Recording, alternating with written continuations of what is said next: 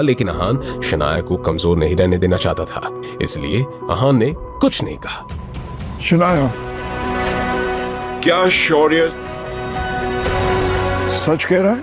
अगर शौर्य की बात सही थी तो शनाया ने अपने परिवार की मर्यादा को पार किया था, और गिल परिवार में ऐसी घटिया गलती की कोई माफी नहीं होती, सिर्फ सजा थी, परिवार से बेदखल करने की सजा। अब शनाया हार गई थी और सुबकते हुए रोने लगी। अब तो मैं ये भी साबित नहीं करना चाहती कि मेरी कोई गलती नहीं है। वैसे भी मेरे कुछ कहने ना कहने से कोई फर्क नहीं पड़ने वाला। अब जब शनाया ने अपने घुटने टेक दिए थे तो अहान को ही अपनी बीवी का साथ देना था। क्या अब इस बात से फर्क पड़ता है कि शौर्य सच कह रहा है या झूठ? लड़के, आखिर तुम कहना क्या चाहते हो? क्या आप मेरी बात का मतलब नहीं समझे? मैं बताता हूं। मैं ये कह रहा हूं कि आपने अपना फैसला तो कर लिया। अब उस फैसले के बाद कोई भी अपना सर भी फोड़ लेना, तब भी जो हक है वो शनाया का नहीं, शौर्य का ही है। आनंद गिल ने उम्मीद नहीं की थी कि इस नकम्मे घर जमाई में इतनी हिम्मत थी। जानते हो किससे बात कर रहे हो? बदतमीज। अहान की हिम्मत तो अब बढ़ती ही जा रही थी। बदतमीज?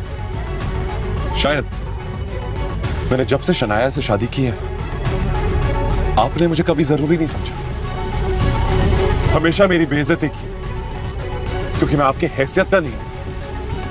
और इसी वजह से आपने मेरे पापा शेखर गिल, आपके अपने बेटे, उनको इस बात की इनडायरेक्ट सजा दी है, उनके काम में बाधाएं डाली है, उन पर प्रेशर डालने की कोशिश की, ताकि वो मुझे अपने घर से और शनाया की जिंदगी से हमेशा हमेशा के लिए बाहर कर दे। क्या मैं झूठ कह रहा हूं? दादाजी, जो सच बयान करता है ना, वो हमेशा बदतमीजी कहलाता है। ये बात सुनने में आनंद गिल ऊपर से तो बहुत शांत लग रहे थे, मगर उनके दिल में एक तरह का तूफान बन गया था। इस निकम्मे घर जमाई को इस बारे में कैसे पता चला? मैं सब कुछ जानता हूं। रोजे, इस बात से कोई एतराज नहीं है। मुझे बस प्रॉब्लम इस बात से है कि इस सब में शनाया को इन्वॉल्व किया जा रहा है, उस पर ज्यादती हो रही है। शनाया मेरी पोती है, वो मेरी बीवी है। आप मुझे चाहे जितना परेशान कीजिए, मैं चुपचाप सह लूंगा, पर शनाया को नहीं, उसे जरा सी भी तकलीफ नहीं होनी चाहिए। और अगर तकलीफ हुई तो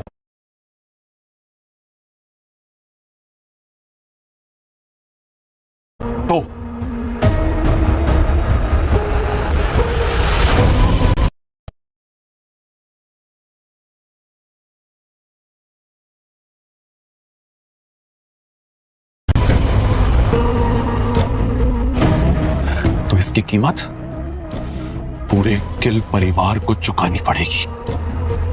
अहान की ये बात सुनकर शनाया इमोशनल होकर रोने लगी। पापा सही कहते हैं, मेरे पास हमेशा से हीरा है, मगर उस हीरे ने हमेशा कोयला होने का दिखावा किया। धमकी दे रहे हो मुझे?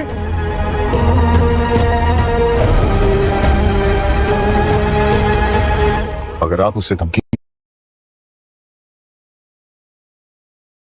समझ रहे हैं तो धमकी सही। आज मैं आपको आखिरी बार दादाजी कहकर बुला रहा हूं। आगे से अपना ध्यान रखिएगा। अपनी बात कहने के बाद अहान ने शनाया का हाथ पकड़ा और वहां से चला गया। शनाया को इस बात का एहसास था कि गिल परिवार से उसका रिश्ता टूट चुका था। पहले कभी शनाया ने इस बारे में सपने में भी नहीं सोचा था।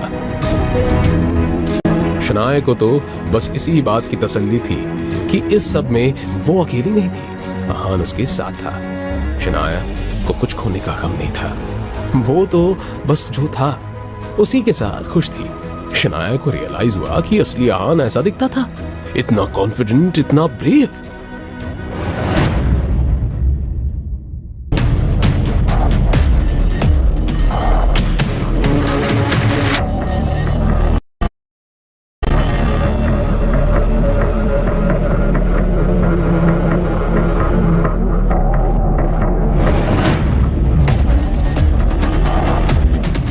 अहान, तुम हर बात बर्बाद क्यों कर देते हो?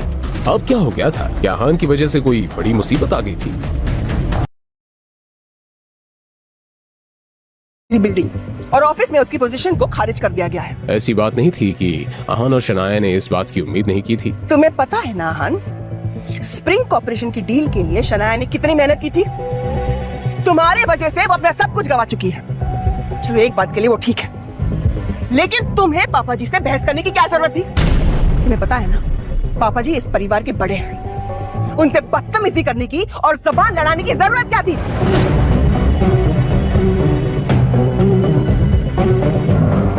अगर एक बार के लिए शनाया ने पापा जी से लड़ाई की होती तो मैं कुछ कर सकती थी, अपनी पोती को कुछ सजा देकर पापा जी माफ कर देते। लेकिन यहाँ इसके अंदर इतनी हिम्मत कहां से आ गई? अब कुछ नहीं हो सकता। आहान ने शनाया और उसकी फैमिली को बहुत बड़ी मुसीबत में डाल दिया था। माँ, इसमें आहान की कोई गलती नहीं थी। दादाजी शौर्या की तरफदारी कर रहे थे और उन्होंने मुझ पर यकीन करने से मना ही कर दिया था। रियली शनाया, तुम अब भी इसी आदमी का साथ दे रही हो? इसकी वजह से तुम अपना सब कुछ गवा चुकी हो और तुम्हें ये सही लग रहा है? You know, तुम दोनों ने अपनी सफाई देते वक्त अगर थोड़ी तमीज से बात कर ली होती ना, तो पापा जी इतना बड़ा कदम नहीं उठाते। बल्कि मैं कहती हूँ, इस आहान को अपना मुंह खोलने की जरूरत क्या थी? अपनी मॉम की ये बात सुनकर शनाया भी थोड़ी परेशान हो गई। उसने अपने आप से ही कहा, भले आहान की कोई गलती नहीं है, मगर इस बात का अंजाम बहुत बुरा हो रहा है। हर्ष, मेहरा और विकी के साथ मेरा नाम जोड़कर कई सारी अफवाहें उड़ेंगी और बातें भी होंगी। आज का दिन कमाल था। विक्की भाई से बात करके मैं तो घबरा ही गया था कि आखिर मेरा क्या होगा, मगर थैंक्स टू शगुन, उसकी बेवकूफी और मेरे प्रेजेंस ऑफ माइंड ने सब कुछ वैसा कर दिया जैसा मैं चाहता था। अब इंजीनियर्स की टीम भी मेरी, स्प्रिंग कॉर्पोरेशन का प्रोजेक्ट भी मेरा और इस कंपनी के हेड की पोजीशन भी मेरी। बेचारी शनाया गुस्से में घर में बवाल कर रही हो या रो रही होगी। शौर्या बेटा, हमें स्प्रिंग कॉर्पोरेशन जाना है। हमारे प्रोजेक्ट की आज पहली मीटिंग है। ये सुनते ही शौर्य के चेहरे पर छाई हुई खुशी कहीं गायब हो गई। मुझे ये प्रोजेक्ट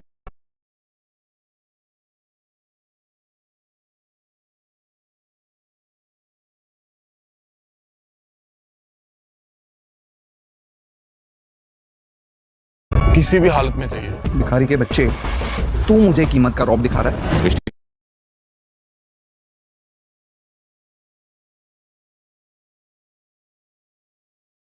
बाद जो कुछ भी हुआ था उसके बाद शौर्य को उस बेइज्जती के सपने भी आते थे। क्या वहाँ जाना जरूरी है क्या? प्रकाश चाचू को भेज देते हैं। और वैसे भी अब इस प्रोजेक्ट में डिस्कस करने लायक बचा ही क्या है? तुम इस प्रोजेक्ट के हेड हो और प्रकाश या कोई और वहां जाएगा तो क्या कर लेगा? और वैसे भी हर्ष मेहरा अब हमारा कुछ नहीं बिगाड़ सकता। हमारे पास लीगल कॉन्ट्रैक्ट है जिसे कि उसने खुद साइन किया है। ठीक है पापा, चलिए। शौर्य ये सोचकर मान गया था कि दिल्ली से रायजादा परिवार से दोस्ती करने का ये एक लौता मौका था, मगर रायजादा खानदान के असली वारिस से तो शौर्य के अलग ही मसले थे। भले ही आहान की कोई गलती नहीं थी, मगर इस सब का अंजाम बहुत बुरा हो रहा था। अब भी वक्त है, हालात की नजाकत को समझो और जाकर पापा जी से माफी मांगो। जो कोई भी सजा देंगे उसे चुपचाप मान लो। शेखर अभी हॉस्पिटल में है, शनाया अपना जॉब खो चुकी है। ऐसे में ये घर कैसे चलेगा मैं नहीं जानती। अभी के अभी जाओ और पापा जी के सामने अपने घुटने टेक दो। मिसेस यामिनी गिल के पॉइंट ऑफ व्यू से यही एक रास्ता था कि जिससे चीजें कुछ ठीक हो सकती थी, मगर अगले ही पल जब आहान ने अपना मुंह खोला तो मिसेस यामिनी गिल के साथ साथ शनाया भी दंग रह गई। मैं आनंद गिल से माफी नहीं मांगूंगा, उन्हें तो शनाया से माफी मांगनी चाहिए। आहान के आखिरी शब्द सुनकर मिसेस यामिनी गिल की बोलती ही बंद हो गई। व्हाट? तुम्हारा दिमाग ठीक है? ऐसे लगता है तुम्हारा दिमाग खराब हो गया है। मॉम, आप मानो या ना मानो, आनंद गिल शनाया से माफी मांग लेंगे। उन्हें माफी मांगनी पड़ेगी। ये कहकर आहान अपने कमरे की तरफ जाने लगा। आहान, आहान तुम कहना क्यों चाहते हो? आहान साफ साफ बताओ। मगर आहान ने कुछ भी नहीं कहा। जवाब में बस आहान के कमरे के दरवाजे के बंद होने की आवाज आई।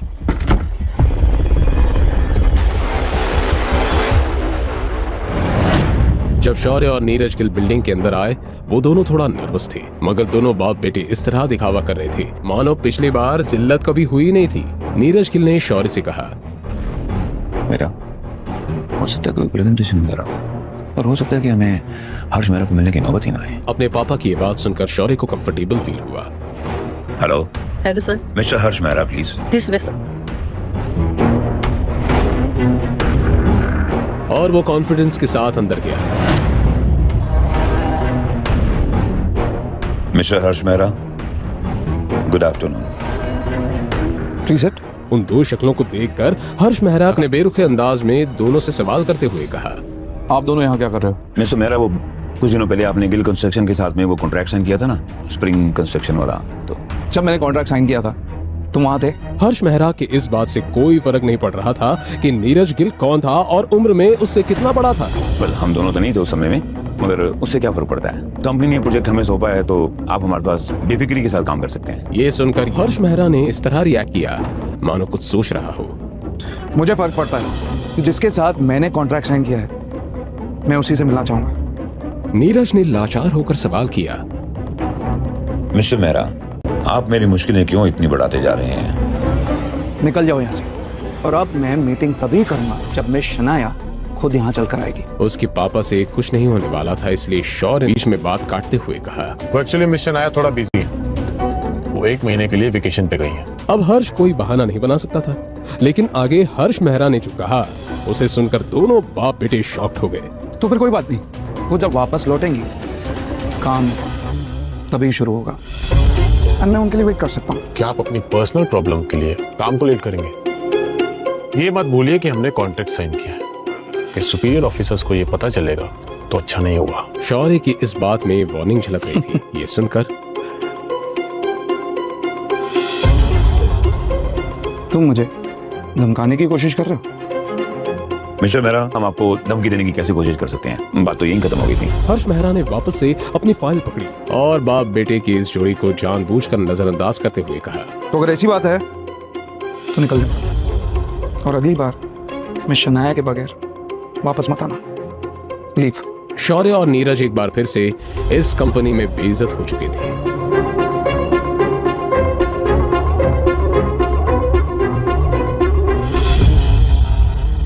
आहान को मिस्टर विक्रम की कॉल आई तो आहान ने कॉल आंसर करते हुए कहा, काम हो गया? जी काम हो गया। बाद में बात करते हैं। ये कहकर उसने कॉल काट दिया। इस वक्त आहान किचन में खाना बना रहा था कि तभी शनाया किचन के अंदर आई और उसने आहान से सवाल करते हुए कहा, आन किससे बात कर रहे थे? शनाया का सवाल सुनकर आहान नर्वस हो गया। उसने बहाना बनाते हुए कहा, ऑफिस से कॉल आया था, आपको भूख लगी होगी ना, खाना बन जाएगा, बस 5 मिनट ना। अपनी बात कहने के बाद वो जा ही रही थी कि शनाया को कुछ याद आया और उसने मोड़कर आहान से पूछा, वैसे आप विकी के अड्डे पर पहुंचे कैसे? आप वहाँ क्या कर रहे थे? अब आहान क्या कहेगा? क्या वो शनाया को सच बता देगा या फिर एक नया बहाना बनाएगा? हम कर सकते थे। शनाया अपने आप को समझते क्या है? ये जो हर्ष मेहरा इतना आपका मतलब है कि शनाया को तो इसकी कीमत पूरे गिल परिवार को चुकानी पड़ेगी। आहान, ये क्या किया आपने? आप चाहते तो आज के आज खत्म कर सकते थे। दादाजी, ये सब इस शनाया का किया धरा है। आपके फैसले से नाराज होकर उसी ने ये सब किया है। और ये आहान और शनाया अपने आप को समझते क्या है? ये जो हर्ष मेहरा इतना उछल रहा है ना, इसकी वजह यही दोनों। और जब से आहान का सपोर्ट मिला है ना, तब से शनाया कुछ ज्यादा उछल रही है। शौर्य, बस अब हमारे पास एक ही रास्ता बचा है। आपका मतलब है कि शनाया को वैसे आप विकी के अड्डे पर पहुंचे कैसे? आप वहाँ क्या कर रहे थे? शनाया ने आहान से सवाल करते हुए कहा। जैसे ही आहान ने अपनी वाइफ की बात सुनी, वो दंग रह गया। आहान ने इस बारे में तो सोचा ही नहीं था। वो विकी के अड्डे के पास ही प्लाजा बार है ना, वहां मेरे कलीग की एक शादी होने वाली है, तो पार्टी वहीं देने के लिए कहा था, तो वहीं जा रहा था और शौर्य को अंदर से आते हुए देखा तो मुझे शक हो गया। ओके।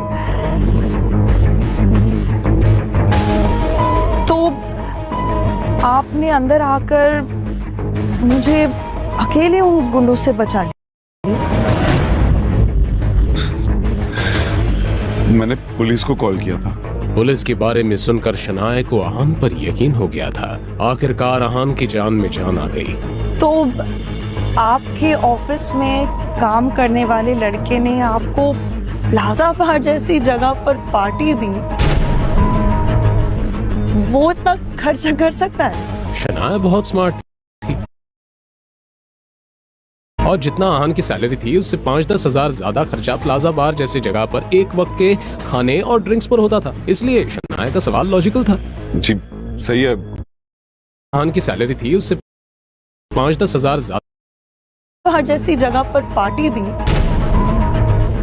वो तक खर्चा कर सकता है? शनाया बहुत स्मार्ट थी और जितना आहान की सैलरी थी उससे 5-10 हजार ज्यादा खर्चा प्लाजा बार जैसी जगह पर एक वक्त के खाने और ड्रिंक्स पर होता था। इसलिए शनाया का सवाल लॉजिकल था। जी सही है, खर्चा तो हम कर ही नहीं सकते। शनाया जानती थी, इसलिए वो अब सवालिया नजरों से आहान की तरफ देखने लगी। ऑफिस से वाउचर्स मिले थे इसलिए हम आ गए थे। अब तो शनाया के पास सवाल करने की कोई जगह ही नहीं बची थी, इसलिए उसने हाँ में सर हिलाया और जाकर डाइनिंग टेबल पर बैठ के अपने खाने का इंतजार करने लगी।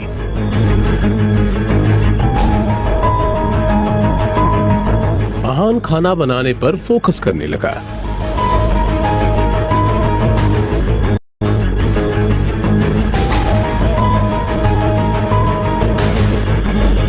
जान ही निकाल दी थी। थोड़ी ही देर में खाना बन गया।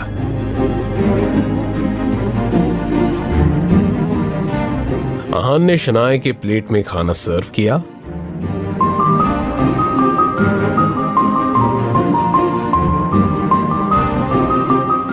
आप सोते वक्त खराटे लेती हैं शनाया? आहान की बात सुनकर शनाया हैरान रह गई।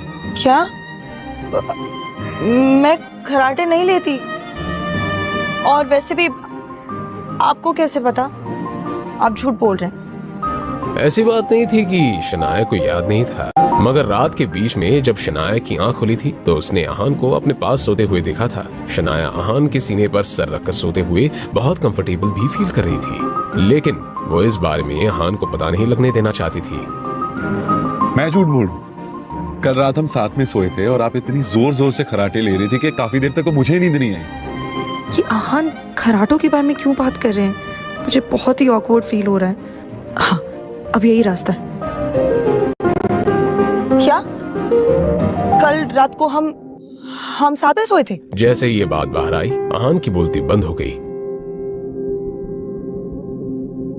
मैंने जानबूझकर कुछ नहीं किया, आप ही ने मुझे रुकने कहा था। सच में आहान को देखकर यह बताना मुश्किल नहीं था कि वो कितना डरा हुआ था। अपने घबराए हुए पति की ऐसी हालत देखकर शनाया को जोर जोर से हंसने का मन कर रहा था। अच्छा, तो ऐसी बात है। मैंने आपको कहा रुकने के लिए? मुझे तो याद भी नहीं आ रहा।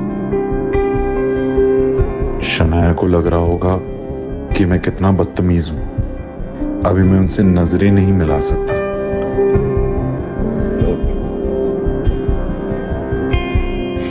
वो मैं हलवा बनाना भूल गया। मीठे के बिना तो खाना अच्छा भी नहीं लगेगा।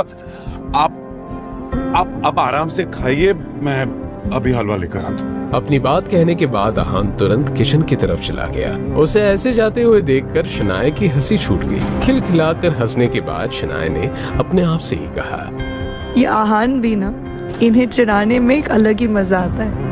जहां एक तरफ आहान और शनाया के घर में हंसी मजाक का माहौल था, गिल कंस्ट्रक्शन की हवा में एक अलग ही टेंशन थी। स्प्रिंग कंस्ट्रक्शन से आने के बाद शौर्य और नीरज की हालत गुस्से और चिढ़ से खराब हो रही थी।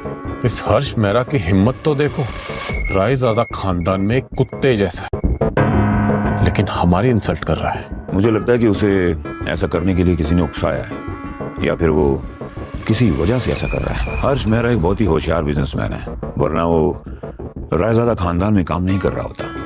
पता नहीं वो हमारे साथ ऐसा क्यों कर रहा है। ऐसी बात है तो हमें कानून की मदद लेनी चाहिए। हमारे पास उसके साइन किए हुए कॉन्ट्रैक्ट है। 1-2 नोटिस जाएंगे ना तो अकल टिकाने आ जाएगी। बेवकूफों वाली बात मत करो शौर्या। क्या तुम उसके साथ 1-2 नोटिस जाएंगे ना, ऐसी बात है तो हमें कानून की मदद लेनी चाहिए। हमारे पास उसके साइन किए हुए कॉन्ट्रैक्ट है। 1-2 नोटिस जाएंगे ना तो अकल टिकाने आ जाएगी। बेवकूफों वाली बात मत करो शौर्या। क्या तुम सच में रायजादा खानदान के खिलाफ जाना चाहते हो?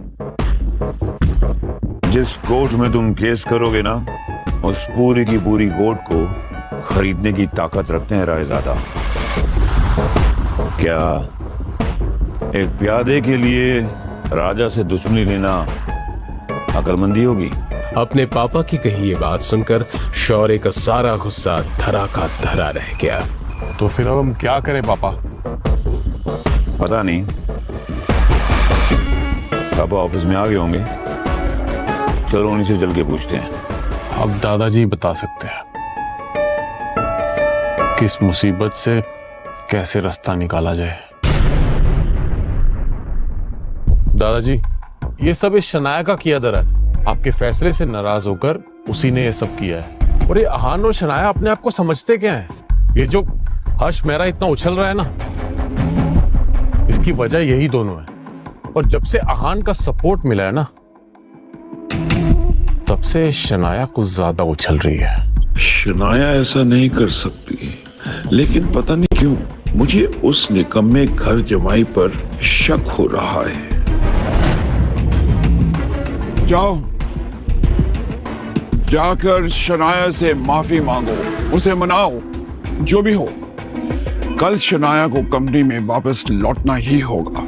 लेकिन दादाजी, मैं कोशिश करता हूं। कोशिश नहीं, काम पूरा करके आओ। कल शनाया को हर हालत में ऑफिस आना ही पड़ेगा। शौर्य ने इस बात पर डांट पीस कर हामी भर दी। जी।